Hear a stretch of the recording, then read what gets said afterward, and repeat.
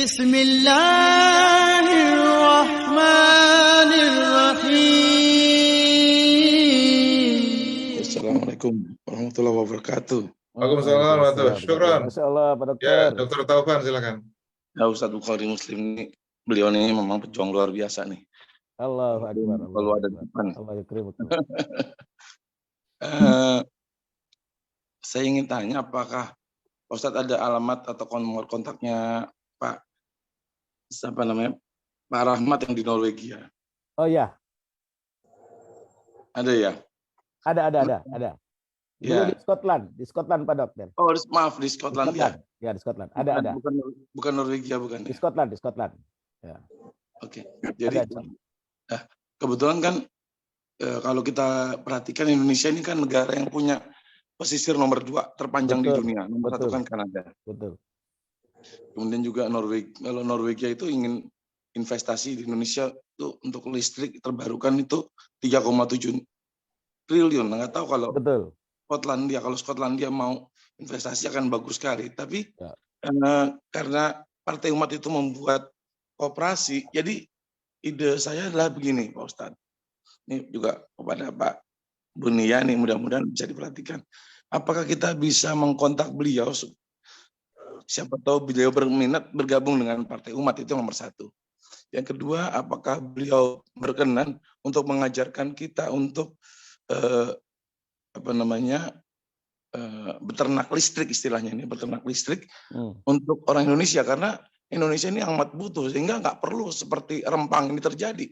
Kalau cuma mau jual listrik ke Singapura, cukup di pantai-pantai aja sudah cukup, tidak mengganggu rakyat kan demikian. Nah, bayangkan kalau Indonesia yang punya pantai terpanjang nomor 2 di dunia ini punya listrik dari gelombang air laut. Itu ada beberapa waktu itu saya baca itu ada beberapa tipe itu untuk gelombang air laut untuk supaya jadi listrik. Nah, bagaimana kita dari koperasi Khairul Umat dari kita Khairul Umat Madani ini bisa berkontribusi. Kita punya koperasi, jadi kalau beliau berkenan bergabung sama kita bisa membuat yang kecil saja dulu. Kalau kita bisa membuat yang kecil saja dulu, uangnya dari mana? Uangnya dari umat. Kita ajak orang-orang Indonesia bergabung di koperasi umat, ya, umat Khairul Umat Madani. Kita buat membangkit listrik yang skala kecil saja dulu. Kemudian nanti kita kembangkan, kita ajak orang umat. Dan kita kalau ada dari luar negeri ada yang mau investasi bisa, tapi pemiliknya menjadi rakyat Indonesia melalui koperasi Khairul Umat Madani gitu loh. Jadi kita insya Allah akan bisa menjadi partai dakwah yang terbesar kalau demikian. Jadi dananya bisa dari situ dan kitanya bisa berdakwah terus. Ini cuman ide-ide, mudah-mudahan jadi mimpi yang bisa ditularkan, bisa membuat kita bersemangat untuk bisa berdakwah lebih baik lagi.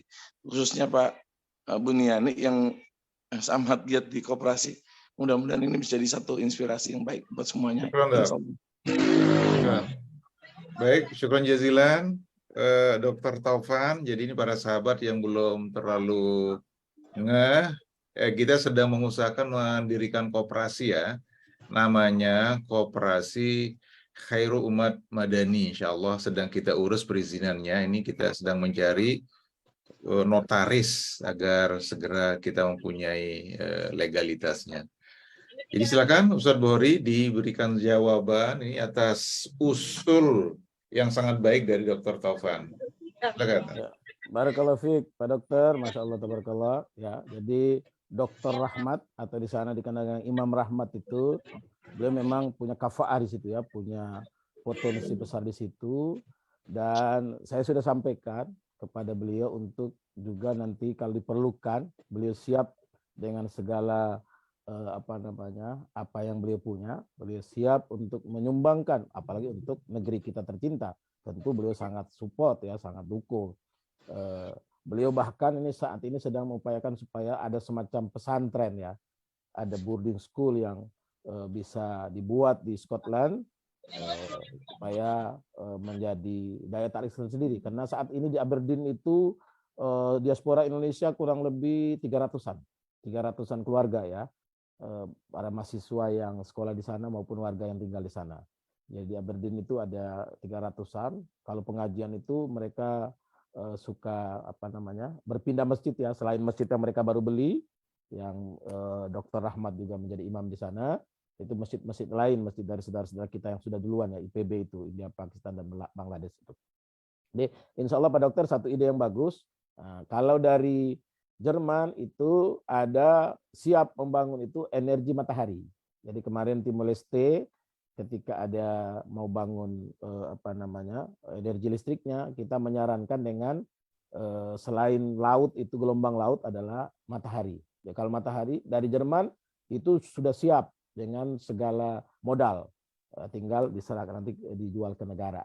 Kalau dari Aberdeen, dari Scotland itu Dr. Rahmat itu beliau menyumbangkan ilmunya ya. Beliau orang Sumedang yang menyumbangkan ilmunya. Kemarin beliau minta supaya rumah beliau di Sumedang itu akan dipakai sebagai rumah Quran. Begitu. Jadi memang saudara-saudara kita di negeri itu asal kita mungkin bisa memfasilitasi, kita mengkomunikasikan. Insya Allah apalagi seperti ini Pak Dokter. Mudah-mudahan dengan koperasi kita, koperasi Khairul Ummah Madani ini, koperasi KUM menjadi energi tersendiri, menghadirkan supaya jangan sampai kita ini menjadi miskin listrik ya. Sementara kita punya pantai yang panjang, yang punya daya, punya energi. Kalau kata Dr. Rahmat itu satu tiang itu bisa menghasilkan energi buat 10.000 rumah atau bangunan. Wallahu a'lam bishawab. Insyaallah Pak Dok. Syukron Ustadz Bukhari Muslim. Jadi memang ini soal energi ini para sahabat itu kalau di Indonesia betul yang dikatakan oleh Dr. Taufan tadi, kita mempunyai garis pantai yang luas sekali di Indonesia jadi yang bisa dikonversi menjadi energi. Nah itu Bapak Ibu, Belanda itu ada sebuah kawasan namanya Kinderdijk. Ya. Kinderdijk itu adalah sebuah kawasan yang di pinggir pantai itu digunakan untuk Belanda untuk menaikkan air laut karena Belanda itu berada di bawah di bawah 22 meter permukaan laut. Di bawah permukaan laut, maka Kinderdijk itu adalah tempatnya untuk menaikkan air laut ya, itu kalau nggak salah jalan menuju ke Rotterdam. Nah, bagaimana caranya? Itu Belanda menaikkan air laut, dia menggunakan energi angin, kincir. Lalu kemudian Bapak Ibu nanti kalau sempat ke Belanda nanti sangat penting untuk ke Kinderdijk itu. Nah, jadi air di sini itu dinaikkan ke sini, nanti kemudian naikkan ke sini, kemudian langsung ke laut. Itu modelnya modal dengkul Bapak Ibu, cuman pakai angin saja, pakai otak. Itu. Jadi ini kalau orang pinter memang begitu caranya, nggak banyak modal. Nah sama juga dengan yang tadi ya saudara kita ini yang di Scotland. Jadi itu tentu bisa berpikir bagaimana caranya mengubah energi gitu ya, biar menjadi. Dan wali kota Rotterdam Muslim ya, Bang Buni ya. Ya. Mr. Ali itu keturunan Iran. Wali kota Rotterdam. Iya. Iya. Jadi Bapak Ibu, ini kita sekali lagi. Ada Kang Epi yang angkat tangan tuh. Ya, sebentar. Sebelum saya kasihkan waktu untuk para sahabat yang lain untuk bicara, ada satu hal yang saya ingatkan, ini biar yang lain itu kalau tidak berbicara tolong di mikrofonnya di mute ya Bapak Ibu, biar tidak mengganggu yang lain. Ya, kemudian oke, saya kira itu saja ya. Bapak Ibu silakan, siapa yang mau? Mas Budin. Silakan Pak Kasbudin. Ya. Assalamualaikum warahmatullahi wabarakatuh. Suaranya nggak ada. Waalaikumsalam. Assalamualaikum warahmatullahi wabarakatuh. Jelas ya suaranya?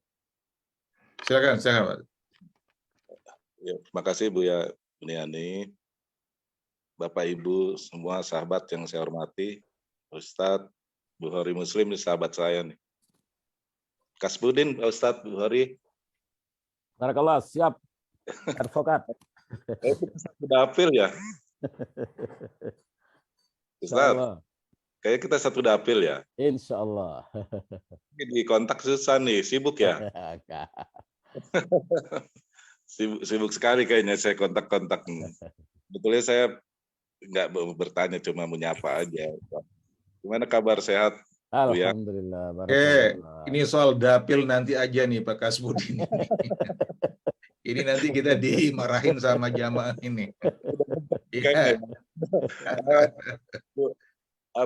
Ustadz Bori, saya cuma berpikir tadi pengalaman Ustadz sangat luar biasa. Tentu banyak kenalan-kenalan di luar negeri ya.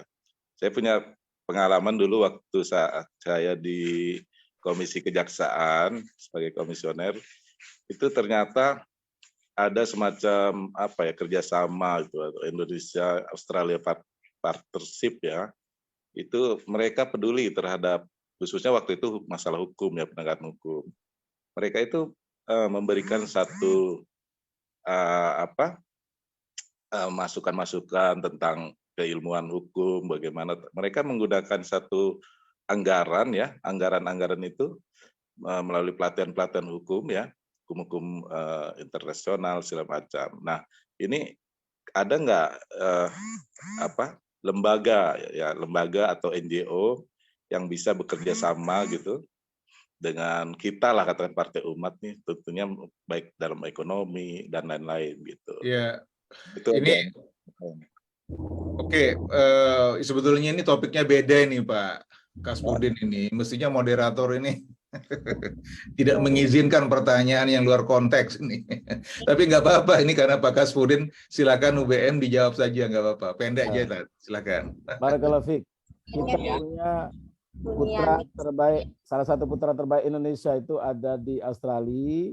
Beliau menjadi pengacara di sana. Nah, kemarin alhamdulillah bergabung dengan Partai Umat dalam membela Partai Umat kemarin. Tim pengacara kita, Profesor Denny Indrayana.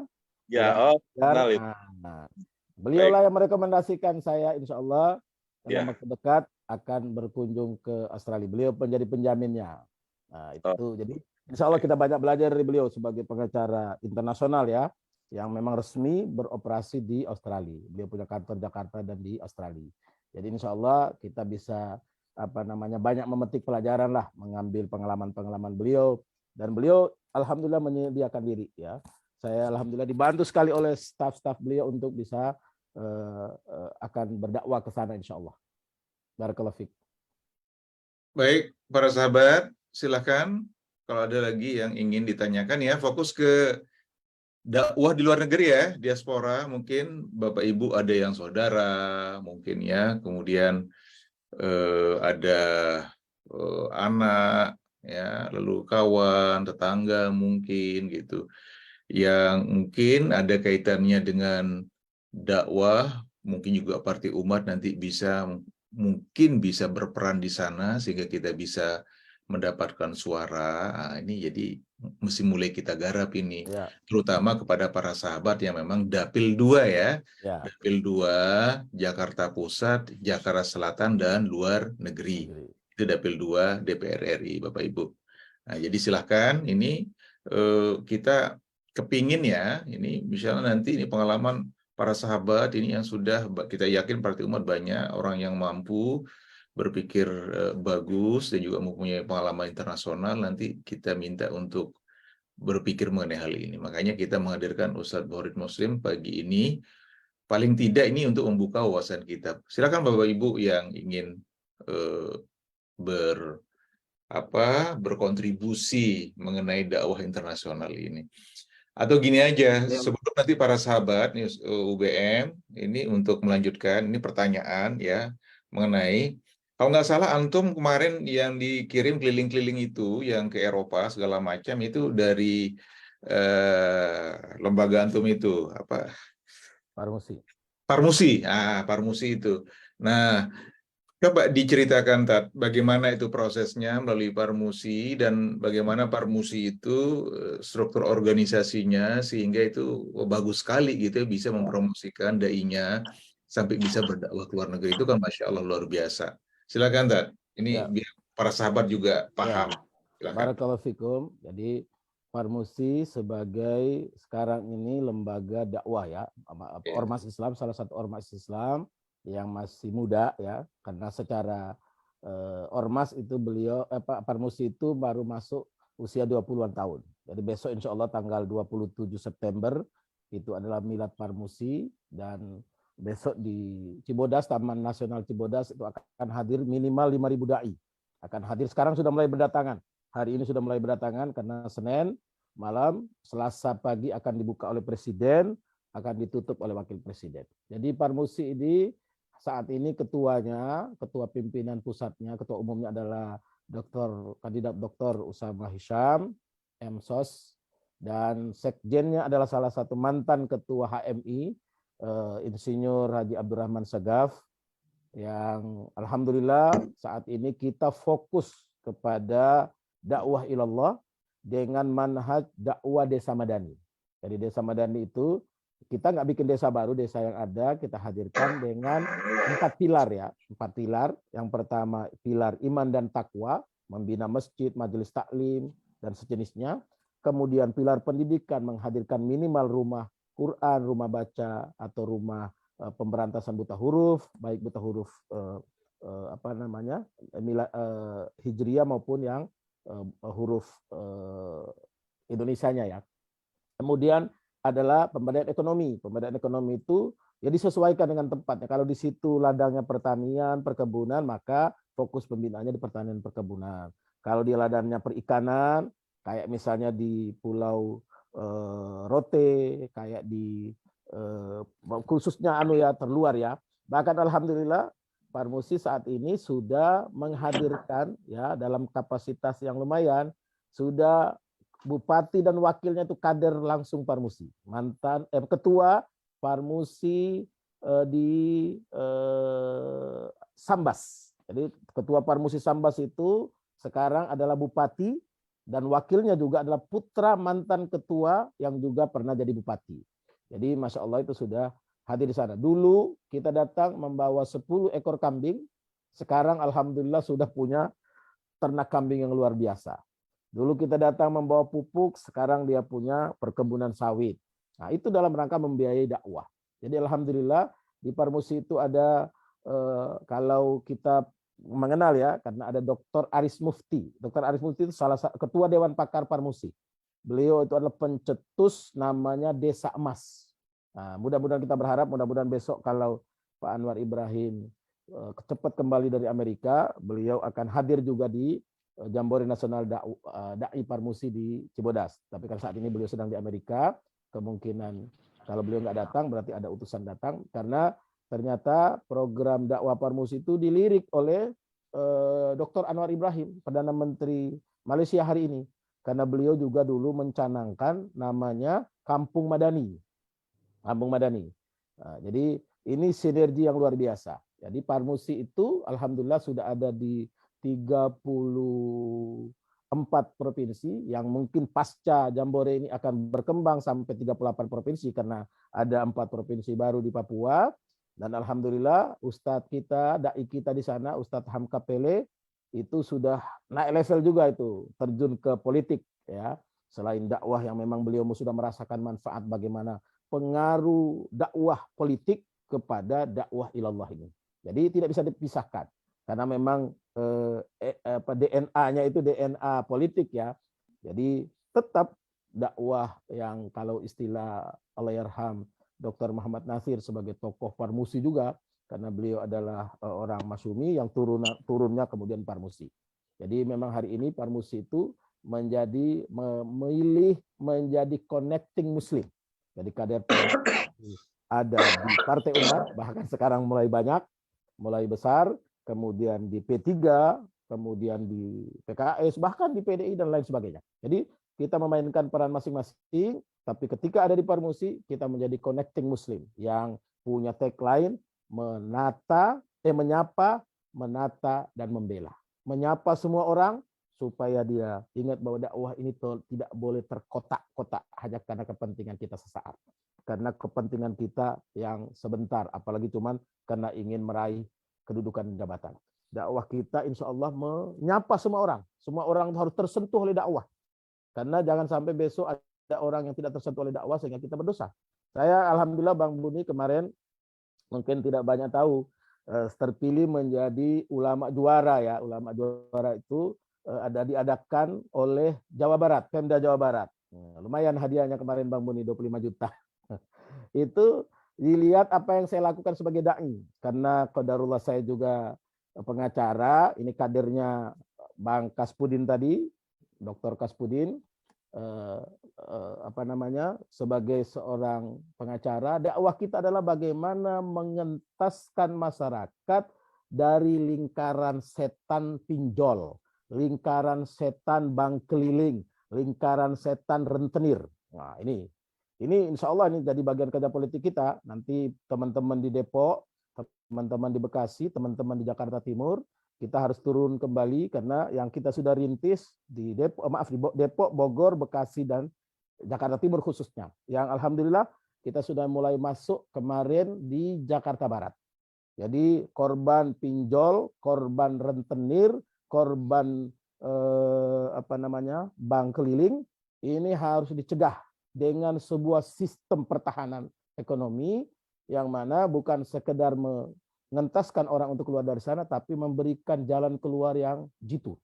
Jadi alhamdulillah dengan modal yang tidak besar, dengan bantuan jamaah, kita mengatasi bagaimana tukang gorengan yang modalnya pinjamannya 1 juta itu bisa efektif, dia bisa menghidupkan keluarganya dengan 3 anak atau 4 anak, 2 anak, dan seterusnya, bisa sekolah dengan baik supaya tidak terhindar. Kita datangin rentenirnya, kita tanya berapa modal yang dikasih, misalnya 1 juta, bayangkan 1 juta dalam tempo 13 bulan atau 17 bulan itu menjadi 15 juta. Kebayang nggak oleh kita? Nah, ada korban pinjol yang sudah stres, nyaris bunuh diri. Alhamdulillah kita bisa menggagalkan dia tidak bunuh diri. Alhamdulillah bisa kita atasi masalahnya dengan modal sederhana. Kita cukup 1-2 orang, tapi bisa mengatasi itu. Dan ini saya kerja-kerja seperti ini, kita tidak hanya menunggu kerja politik, menunggu musim atau masa politik, tapi kita dalam semua hal. Saya sampaikan kemarin di Jakarta Barat, hal-hal yang solutif. Misalnya contoh soal sanitasi. Soal itu Parmusi masuk di hal-hal demikian. Di dakwah-dakwah yang mungkin tidak tersentuh. Memang intinya di kawasan luar Indonesia ya, kawasan terluar. Dari Pulau Rote sampai ke Pulau W sana itu ada dakwah terluar, kita masuk. Dari Kalimantan, dari Sanger di Sulawesi Utara sampai ke Selayar. Jadi saya kemarin ke Selayar itu, kata Wakil Bupati Selayar, Ustadz itu belum Indonesia kalau belum sampai di Selayar. Karena kalau di kawasan timur ada Merauke, di kawasan baratnya ada Aceh, di kawasan selatannya ada Sanger, utaranya Sanger, selatannya Pulau Rote, tengah-tengah Indonesia itu ada di Selayar. Selayar itu satu kepulauan dan bagian dari provinsi Sulawesi Selatan. Gitu. Barakallahu fikum. Baik, para sahabat, ini sebelum nanti saya berikan waktu kepada Pak Imawan, Ketua DPW DKI Jakarta, ini saya mau mengingatkan pada para sahabat yang ada 2 hal ya. 1, untuk jamaah hari ini tolong, ini kita akan membuat grup baru namanya grup aktif jamaah taati ya, silahkan masuk melalui link yang saya posting barusan lewat chat ya, silahkan daftar ke sana biar nanti kita akan mengkhususkan untuk yang aktif saja ya. Ini karena kita punya grup itu banyak juga tetapi nggak ada yang ngaji gitu ya. Dia ada yang grup yang satu lagi. Jadi ini kita mau mengkhususkan untuk yang ngaji aja sekarang yang aktif. Pokoknya setiap hari Ahad pagi aja gitu. Silakan para sahabat itu untuk mengklik itu ya Bapak Ibu. Nah, yang kedua Bapak Ibu, nih kalau Bapak Ibu join, biasanya etika digital online itu adalah terutama kalau kita itu melakukan webinar itu 1, itu yang namanya audio itu di-mute-kan, biar tidak mengganggu orang lain Bapak Ibu ya. Bapak Ibu, ini kita adalah anggota Partai Umat, jadi Bapak Ibu di lingkungan kita saya Bapak Ibu sudah menunjukkan adab digital yang bagus gitu ya. Nah, nanti kalau Bapak Ibu apalagi kalau jadi pengurus Partai Umat, mengikuti webinarnya orang lain ribut-ribut, nah itu kan bikin malu partai umat. Itu siapa tadi yang ribut-ribut? Oh, itu pengurus hariannya partai umat gitu. Waduh, kita malu jadinya. Jadi Bapak Ibu, ini kita perlu hari ini kasih tahu kepada Bapak Ibu, kalau Bapak Ibu ikut ngaji, ini kita kasih tahu adabnya ya Bapak Ibu ya. Adabnya adalah setiap kali Bapak Ibu masuk itu selalu dalam keadaan mute, kecuali Bapak Ibu diberikan kesempatan untuk bicara. Maksudnya biar tidak mengganggu yang lain, itu saja ya. Dan rekaman kita jadi bagus. Nanti juga insya Allah kalau kita upload nanti di YouTube, insya Allah jadi bagus. Baik para Bapak Ibu, ini kita beri kesempatan ke Mas Imawan. Silakan Pak Ketua. Ini kita DPW DKI Jakarta. Terima kasih. Assalamualaikum warahmatullahi wabarakatuh. Waalaikumsalam. Ustadz Buni, saya tambahkan lagi adab di dalam Zoom itu mestinya kita hadir gitu loh, jangan kosong. Kedua, ada nama gitu. Ada nama, betul. jangan disingkat. Syukron. Ustadz ini untung udah terkenal UBM kan, kalau belum kita nggak tahu nih UBM siapa. Iya. Jadi saya bertanya sekaligus masukan ini sebenarnya terkait dengan organisasi saya ya, Tapak Suci. Nah, Tapak Suci itu sudah mendunia tuh. Ustadz Buni, Ustadz UBM. Alhamdulillah. Jadi di Singapura kan banyak pemilih tuh di sana. Itu bisa kita gunakan kalau kita datang ya ke teman-teman di sana. Kemudian di Malaysia juga ada dan itu kuat di negara-negara tetangga kita gitu. Bahkan di Brunei itu pasukan kerajaan itu yang ngelatih itu pengawal kerajaan itu orang Tapak Suci ya. Nah, jadi maksud saya begini Ustadz Buni, kan belum ada nih dari Partai Umat, walaupun Tapak Suci itu Otome Muhammadiyah, tapi secara pribadi itu harus ada penugasan gitu ya untuk ketemu PP Tapak Suci. Karena Tapak Suci itu ya kalau dihitung ya nyaris kayak Muhammadiyah, dia punya anggotanya itu. Tersebarnya di mana-mana dan itu luas gitu loh. Sangat besar gitu dan masif gitu. Jadi saya minta melalui Waketum Ustadz Buni, Ustadz UBM, ini digarap lah ya, ada penunjukan, ya saya juga bersedia sebagai mediasi untuk kita ketemu dengan pimpinan pusat Tapak Suci, supaya apa? Bisa kita dakwah juga di sana gitu. Karena di Tapak Suci sendiri DKI itu, Tapak saya selalu bilang, nih kalau prestasi, ngomong prestasi kita udah cukup saya bilang. Nah ngajinya yang harus diperkuat. Nah kita punya potensi untuk masuk ke situ, mari kita masuk. Walaupun di sana juga banyak ustadznya gitu. Ini supaya mendekatkan antara kita dengan Tapak Suci. Terima kasih Ustaz. Assalamualaikum warahmatullahi wabarakatuh. Syukron jazilan. Ini untung diingatkan lagi sama Mas Imawan mengenai hal ini, sempat diomongkan sebelumnya soal Tapak Suci. Ini insya Allah nanti coba kita omongkan ya. Ini mungkin juga UBM punya ide ya, di negara-negara yang sempat dikunjungi dan juga bertemu dengan sahabat-sahabat kita di sana. Itu memang sempat saya ketemu ya. Saya setahun dulu tinggal di Washington DC, saya ingat itu Tapak Suci lumayan itu di Washington, Mas Imawan. Itu yang ngajar dulu itu adalah saudara kita orang Minang. Jadi itu nggak salah latihannya di Kedutaan Besar Indonesia di Washington, di jalan apa namanya. Jadi silakan UBM ditanggapi. Ini mungkin kalau ada gitu ya, dengan negara yang antum sempat kunjungi itu, bisa nanti ini diintegrasikan gitu. Nah ini juga para sahabat yang dapilnya dapil DKI 2, ini mohon juga silakan ini Pak Imawan sudah mau membantu ini, memberikan jalan untuk antum untuk mendapatkan suara, kira-kira gitu ya. Ya. Silakan. Barakallahu fiik. Terima kasih Bang Imawan. Terkait dengan Tapak Suci ini sangat kita perlukan. Jangankan luar negeri, ini khusus misalnya di Jakarta Timur. Jakarta Timur itu di kawasan Perumpung Taman Mini, Padepokan. Enggak, Perumpung itu salah satu basis rentenir besar. Ya.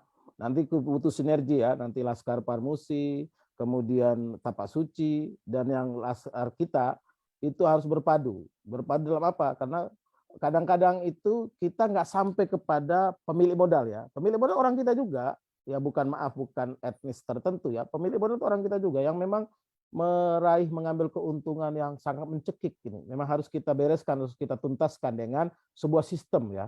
Insya Allah sinergi ini menjadi luar biasa. Di luar, insya Allah ini mungkin dalam waktu dekat juga kita ke Malaysia ya. Setelah pulang dari Sulawesi Barat, kemarin sudah ada undangan dari Malaysia. Kita bisa sinergikan. Kemarin juga alhamdulillah di Mekah saya jumpa dengan Ketua PCIM ya, Dr. Miftahul Ulum, itu Ketua pengurus cabang istimewa Muhammadiyah di UK. Beliau sangat antusias karena memang hari ini beliau juga sedang menyelesaikan S3-nya dan mengajar di salah satu universitas di Birmingham. Itu mahasiswanya mahasiswa anak-anak pejabat, anak-anak menteri, anak-anak presiden, perdana menteri di negara-negaranya masing-masing. Jadi beliau punya satu cita-cita luar biasa ya, bahwa nanti kalau pulang ke Indonesia menjadi seseorang, Indonesia kan punya sinergi yang sudah luar biasa. Jadi ini saya sudah, Bang Mawan sudah ngajak berapa kali ya, insya Allah kita khususkan waktu, segera ke Jogja, supaya sinergi ini kita hadirkan. Khususnya saya lihat sangat cocok kalau Tapak Suci hadir di pengelolaan soal pemberdayaan ekonomi dalam hal ini ya, rentenir ini. Saya juga sudah ceritakan ke Pak Anies, ceritakan ke beberapa tokoh kita yang insya Allah solutif ya.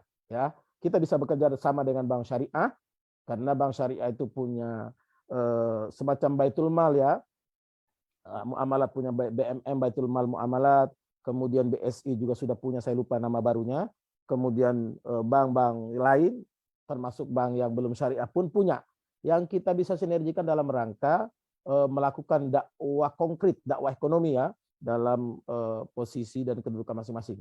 Tantangan besar ya yang kita hadapi real nyata itu, pertama di Perumpung, Jakarta Timur, kemudian di Depok, di daerah Citayam dan sekitarnya, kemudian di Bogor, di kawasan Jasinga dan sekitarnya, itu bahkan kemarin itu sudah pertempuran antar suku ya, suku A dan suku B. Alhamdulillah kita bisa redahkan, kita berikan solusi. Bayangkan pinjaman cuma 300.000, sekarang hilang sertifikat rumah. Itu kan naudzubillah gitu.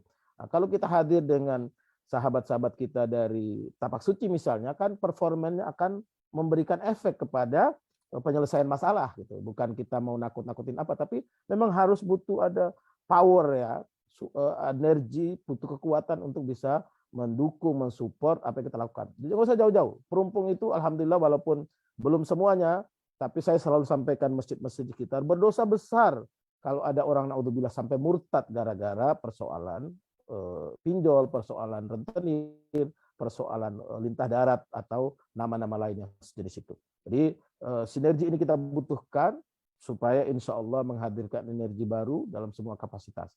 Teman-teman yang caleg ya sudahlah bergerak. Bismillah tawakkal Allah. Kita lakukan persembahkan terbaik. Janji Allah tidak pernah meleset. Wa adallahu alladziina amanu wa amilus shalihaati minkum la yastakhlifannahum fil ardh. Bahwa kita akan dianugerahkan, diberikan kekuasaan untuk memainkan peran dengan kemampuan kita, dengan kapasitas kita, dengan potensi yang ada pada kita. Insya Allah kita bisa melakukan itu lebih. Kita punya Abang Kaspuddin Nur ini tokoh peradi. Beliau insya Allah punya kapasitas karena memang dulunya komisioner di komisioner di kejaksaan. Kita punya Dr. Taufan yang bukan hanya seorang dokter, beliau seorang entrepreneur. Beliau perintis awal Koperasi 212. Beliau juga banyak punya jaringan-jaringan karena pasien-pasien beliau di Sunter itu saya sudah beberapa kali ke sana, dan alhamdulillah anggota Majelis Syuro kita Ustadz Bernard itu lebih dari 2 kali ditangani oleh Dr. Taufan, dibantu oleh Dr. Taufan dalam mengobati sakit beliau ya, karena Ustadz Bernard punya sakit yang beberapa kali sering kambuh ya. Jadi begitu pula teman-teman yang lain, kita bersinergi, sudah singkatkan lengan baju kita, ambil bagian, nggak usah lagi terkotak-kotak oleh kepentingan-kepentingan sesaat, mainkan peran, apalagi memang masa ini ya, banyak orang yang akan berkontribusi, banyak orang yang mau menyumbangkan sesuatu, yang kita lebih realistis. Jangan berpikir ngasih ikan terus lah, ngasih teri apalagi gitu. Kita berpikir untuk menghadirkan sesuatu yang besok bukan hanya teri, tapi bisa jadi jala, bisa jadi pukat harimau lagi gitu. Ya kan, membantu dan menolong umat kita dalam kondisi-kondisi tertentu yang sampai naudzubillah. Saya ingat betul tahun 2019 itu kita gagal menyelamatkan satu keluarga yang naudzubillah dimurtadkan hanya karena tidak bisa membiayai kelahirannya di sebuah rumah sakit di Depok waktu itu. Saya merasa menyesal sekali karena terlambat 1 jam kita datang telat. Ketika dia sudah diboyong, satu keluarga itu sudah diboyong, dibawa ke tempat lain karena tidak mampu membayar biaya rumah sakit atas kelahiran putra keempatnya. Nah, ini contoh nyata, contoh real dakwah yang harus kita hadirkan ke tengah-tengah kehidupan kita, khususnya di kawasan. Saya belum tahu di tempat lain, mungkin lebih ngeri lagi. Kalau dekat dengan pusat kekuasaan saja seperti ini, di Jakarta, di Depok, di Bogor, Bekasi, dan lebih ngeri lagi kemarin di Jakarta Barat. Nah, ini kita bisa hadirkan. Jadi misalnya teman-teman, kita juga sampaikan bahwa dekati juga dengan bank-bank syariah di daerah, mereka punya wadah ya. Jadi misalnya adalah wadah takwid, denda. Jadi teman-teman ketika memikirkan denda itu jangan berasosiasi negatif. Denda itu tidak dipakai oleh bank, tidak digunakan oleh bank, tapi masuk dalam dana satu tempat, satu wadah yang dengan demikian akan membantu banyak orang. Denda itu nggak dipakai oleh bank, menjadi penghasilan bank. Dia digunakan untuk dakwah membantu banyak orang. Dan itu ada. Tiap waktu ada. Saya ketika pulang kampung itu mengajak BSI, mengajak bank-bank syariah, mengajak yang lain-lain untuk bisa mensupport apa yang kita lakukan. Kita sendirian nggak bisa. Kita butuh yang lain. Dan insya Allah kalau lewat lembaga-lembaga sosial, lewat Tapak Suci, Muhammadiyah apalagi, Parmusim dan lain sebagainya, insya Allah kita berkiprah lebih besar lagi. Insya Allah. Wallahu a'lam. Syukron Ustadz Bukhari Muslim atas penjelasannya. Jadi para sahabat, ini sekali lagi ya, insya Allah Partai Umat itu beberapa waktu terakhir ini sudah mendapatkan simpati masyarakat yang besar oleh karena Partai Umat itu hadir di Rempang, Bapak Ibu. Ya, di Rempang itu Pak Amin Rais Ya. sudah hadir di sana, dan kita mendirikan posko di sana insya Allah. Satu, memberikan bantuan makanan, yang kedua insya Allah akan memberikan bantuan hukum. Ini salah satu tim hukumnya ini Pak Kaspodin. Syukran jazilan Pak Kaspodin atas jasa para sahabat pengacara yang nanti akan membantu saudara-saudara kita untuk membantu persoalan-persoalan legal dari tanah yang mau dirampas secara secara tidak manusiawi oleh pihak yang tidak mempunyai hak. Jadi para sahabat, nah saya ingin meletakkan konteks Rempang ini dengan bagaimana kita hari ini berusaha untuk membicarakan tentang saudara-saudara kita itu yang ada di luar negeri ya, Indonesian diaspora. Jadi diaspora Indonesia yang ada di luar negeri, sehingga kita ini bisa mendapatkan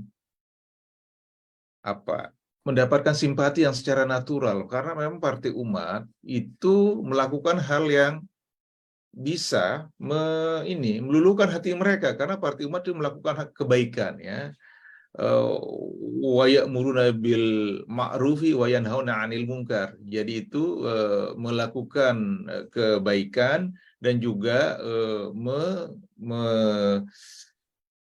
memberantas kemungkaran. Kira-kira begitu. Nah, jadi orang-orang Indonesia, saudara-saudara kita yang satu haluan dengan kita itu hatinya itu pasti akan tertarik untuk lebih dekat dengan Partai Umat. Nah, jadi para sahabat, ini kita tolong dipikirkan mulai hari ini juga bagaimana caranya kita ini untuk coba bagaimana menarik ya para sahabat-sahabat kita yang di luar negeri ini. Bagaimana itu biar bisa itu ke Partai Umat. Nah, tadi juga soal Tapak Suci ya tadi Mas Imawan, insya Allah ini ada orangnya langsung bisa ditanya juga nanti. Ini jangan habis ini kita mau ngobrol nih Mas Imawan, jangan ditutup, jangan pergi ya. Coba kita obrolin selama 15-30 menit habis pengajian. Nah, ini Bapak Ibu bisa kita pakai juga, nggak cuma di luar negeri tapi juga di dalam negeri tadi ya. Kerjasamanya seperti apa? Nanti mungkin kita akan gunakan mungkin untuk sebagai saksi mungkin ya Tapak Suci ya. Di samping nanti untuk mendulang suara di luar negeri. Lalu kemudian juga program-program yang lainnya ya, yang dalam masa kampanye ini bisa kita juga bisa minta tolong, insya Allah.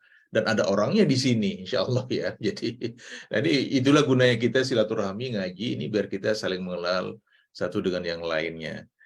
Jadi itu para sahabat, ini saya mau kasih satu penanya lagi ya. Satu penanya lagi untuk yang terakhir karena sudah jam 6:56 ini kalau nggak salah. 57 justru ya. Ya silakan, pendek saja. Ya. Kalau tidak ada, ini kita Bang langsung. Epi tadi. Kang Epi, Assalamualaikum. Kang Epi. Oh, silakan Kang Epi. Silakan. Ya, Bismillahirrahmanirrahim. Terima kasih Ustadz Buni, Ustadz Bukhari Muslim, dan para jamaah taati yang kami muliakan. Menarik sekali mengenai masalah topik diaspora ini.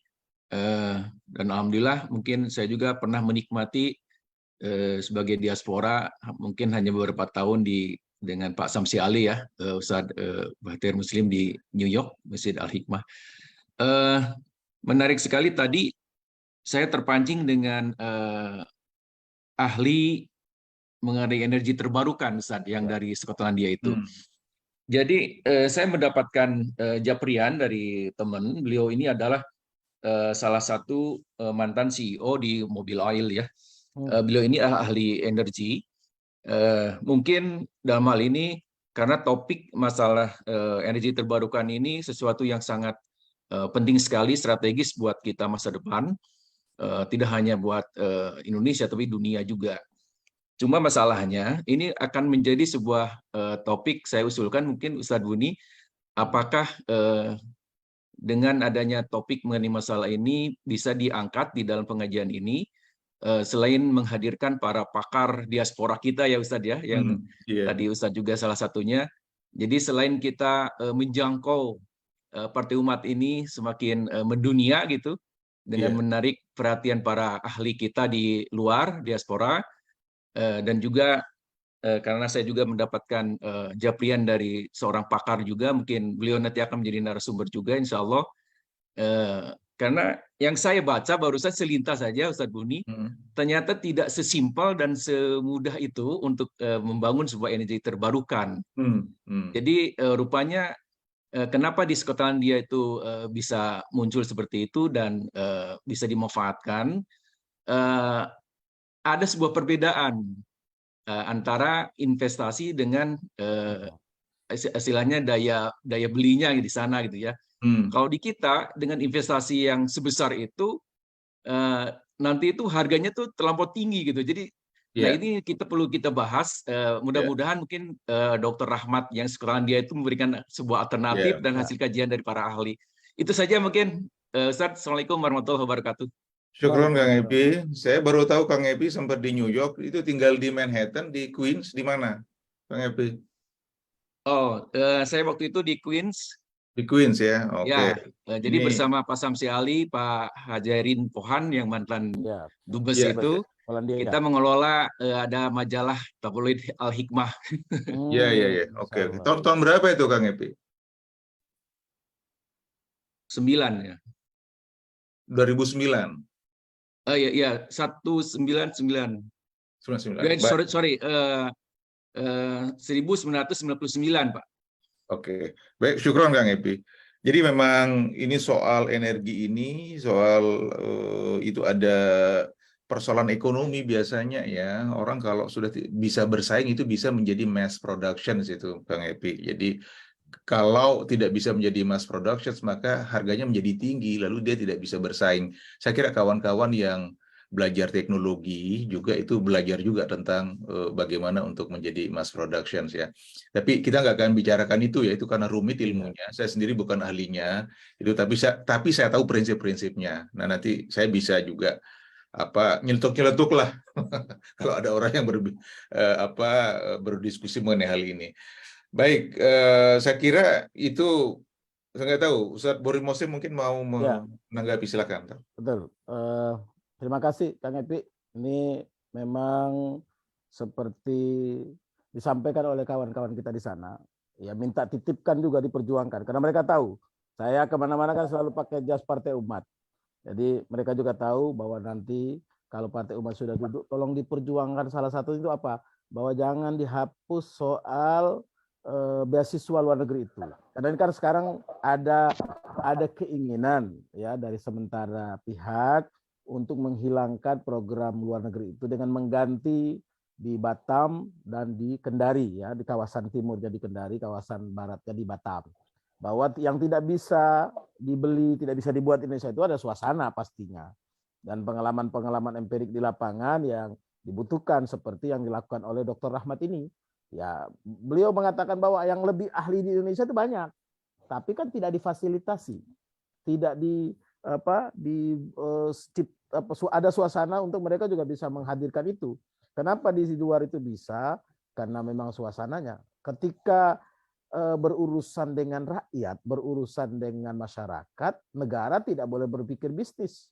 Negara memang punya usaha menyiapkan segala sesuatu, apalagi yang berkaitan langsung dengan rakyat, dengan masyarakat. Jadi menekan sedemikian rupa karena memang negara nggak boleh berbisnis. Jadi BUMN sekalipun ya nggak boleh memikirkan untung rugi, memikirkan bagaimana mesejahterakan rakyat, bagaimana rakyat itu memperoleh energi luar biasa. Misalnya contoh nih, hari ini di Bekasi, kita di kota Bekasi itu gasnya sudah gas alam. Jadi nggak ada lagi istilahnya sedang masak mati gas, tuh nggak ada lagi. Bahkan mungkin di Jakarta belum, di Bekasi sudah ada gitu. Nah, itu contoh real ya, contoh nyata. Jadi ketakutan sebelumnya gas meledak lah, inilah itu tuh hampir boleh dikata nggak ada. Nah, itu oleh ahli-ahli kita, oleh sahabat-sahabat kita, saudara-saudara kita yang saat ini belajar bahkan kemudian tinggal di sana, karena memang mereka difasilitasi oleh negara, oleh daerah, wilayah di mana tempat mereka berada itu untuk mempraktekkan ilmunya. Jadi seperti misalnya Kang Epi sampaikan tadi, negara nggak boleh, BUMN nggak boleh berpikir untung rugi, dia harus menghadirkan. Kalau misalnya energi matahari itu Jerman bisa all out, bisa menyiapkan segala sesuatunya, karena dia tahu bahwa ini urusan negara, bukan urusan rakyat. Kemudian rakyat harus membayar, ya nggak boleh menjadi beban. Modal yang ditanamkan oleh BUMN itu menjadi negara begitu. Insya Allah lah kita perjuangkan oleh berbagai pihak. Allah a'lam bishawab. Syukron, Ustaz Bukhari Muslim. Ya para sahabat, ini karena waktunya sudah lebih 4 menit, jadi kita akan tutup pengajian kita dengan doa, tetapi sebelum ditutup oleh Ustadz Aef di Garut, ini perlu nanti mungkin Kang Epi, pekan depan kita mau diaspora ya Kang Epi ya, kita lanjut ya. Ini kalau antum yang bisa bantu mungkin nanti menghubungi saudara-saudara kita di Amerika, terutama yang banyak di Amerika sebetulnya ya. Itu lalu kemudian di Eropa, juga Timur Tengah, nanti untuk pengajian, biar parti umat gitu ya. Kalau kita belum mempunyai nanti cabang-cabang itu di sana, tapi paling tidak kita lewat pengajian ini aja berkomunikasinya gitu. Mudah-mudahan Kang Epi nanti bisa bantu kita untuk menghubungi saudara-saudara kita. Baik para sahabat, insya Allah ini kita tutup dengan doa. Ini silakan Ustadz Aep untuk menutup dengan doa. Bismillahirrahmanirrahim. Assalamualaikum warahmatullahi wabarakatuh. Allahumma sholli ala nabiyina Muhammadin wa ala alihi wa sahbihi wa barik wa sallim. Ya Allah, sesungguhnya saat ini siangmu yang telah menjelang dan saat ini malammu telah berlalu, serta suara-suara dari para penyerumu, maka ampunilah kami ya Allah. Sesungguhnya Engkau Maha mengetahui bahwa hati-hati kami ini telah berkumpul untuk mencurahkan mahabbah hanya kepadamu, bertemu untuk taat kepadamu, bersatu dalam rangka menyeru di jalanmu, dan berjanji setia untuk membela syariatmu. Maka kuatkanlah ikatan pertalian hati-hati kami ya Allah. Amin. Abadikanlah kasih sayangnya, tunjukkanlah jalan yang dipenuhi dengan cahayamu yang tidak pernah redup. Lapangkanlah dada-dada kami, serta limpahkanlah iman dan keindahan tawakal kepadamu. Hidupkanlah dengan ma'rifatmu, dan matikanlah kami dalam keadaan syahid di jalanmu. Sesungguhnya Engkau sebaik-baiknya pelindung dan sebaik-baiknya penolong. Amin. Dan semoga salawat serta salam selalu tercurah kepada junjungan kita Nabi Muhammad SAW, keluarganya, dan kepada semua sahabatnya. Alhamdulillahirabbil alamin. Wassalamualaikum warahmatullahi wabarakatuh. Waalaikumsalam warahmatullahi wabarakatuh.